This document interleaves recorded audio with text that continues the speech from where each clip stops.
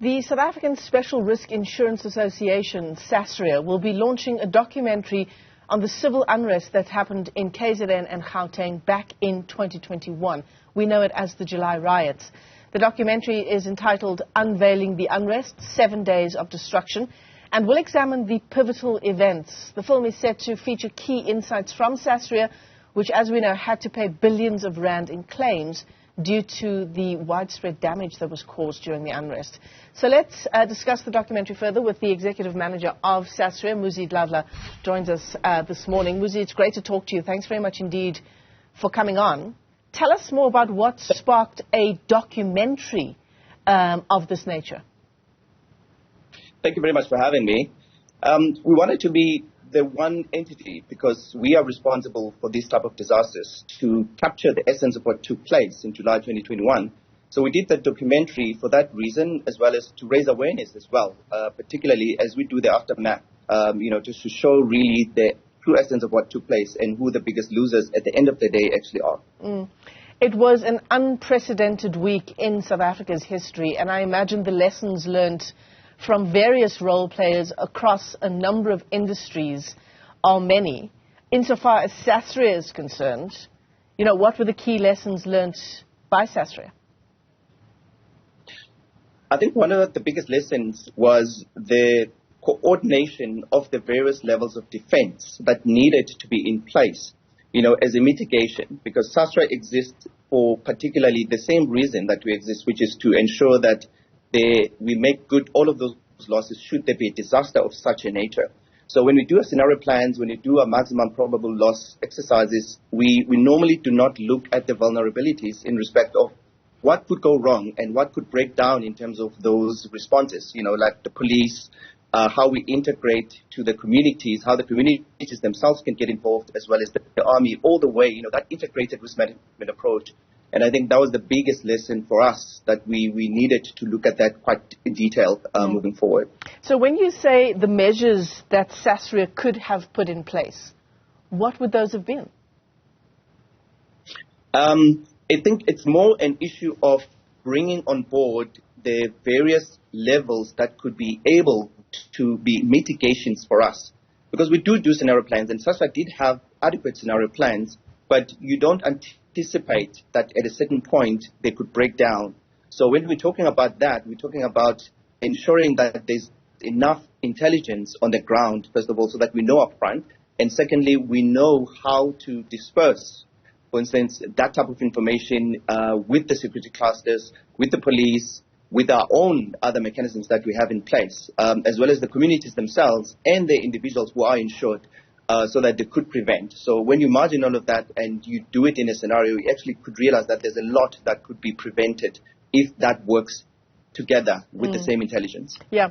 I mean, at the time of the unrest, that was the big discussion, right? That there was intelligence, even in the days leading up to the riots, that pointed to an event like this that was on the cards, but that intelligence had largely been ignored by, ironically, the police's intelligence sector. Did Sasria, in the build-up to the riots, have access to that intelligence as well? Yeah, and that is exactly what we cover in the documentary. So we just take a deep dive, blow by blow, day by day, of the events prior to the event happening. We bring on board as well some of the industry experts and some of the biggest property owners, and retailers and everybody that was affected.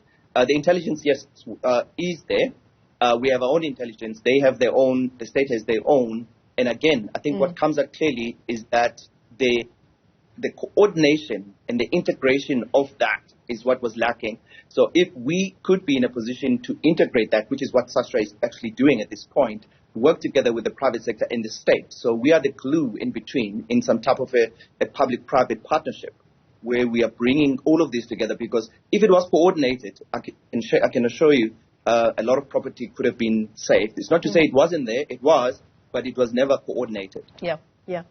I mean, is part of the solution enabling Sasria to the point where it can respond, if indeed it's not seeing that coordination and that response from the police's intelligence community, that Sasria is able to respond even though we don't see the police coming to the party. Is that possible, Muzi?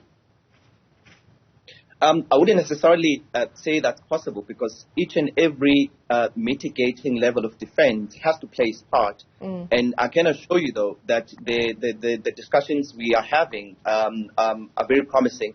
There's a lot of willingness. And in fact, I can say that the private sector, together with the state, have quite a lot of intelligence that could be able to mitigate against this. So, Sasria, our role really in this is to help coordinate and bring everybody on board and bring everybody together. Because remember, we are an ex-ante type of a risk mitigation, and therefore it is in our favor to ensure that we become part of the solution as well. Yeah. But obviously, this and the clients themselves need to respond in a way. So integrating those is actually what we are trying to do.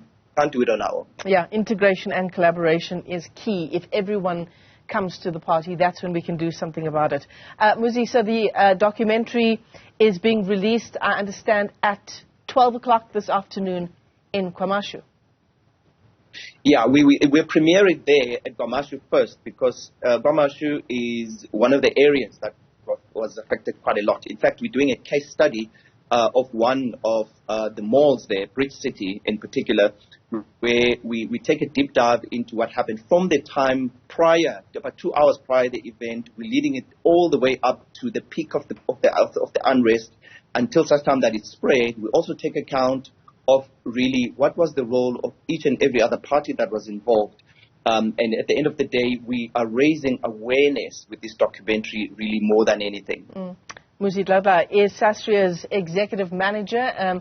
It is premiering this documentary. It's called the Unrest documentary, looking at 7 days of destruction, looking at those number of days, more than a week, over July 2021, where we saw that chaos and destruction in KZN and parts of Gauteng as well. Muzi, thanks very much indeed for joining us.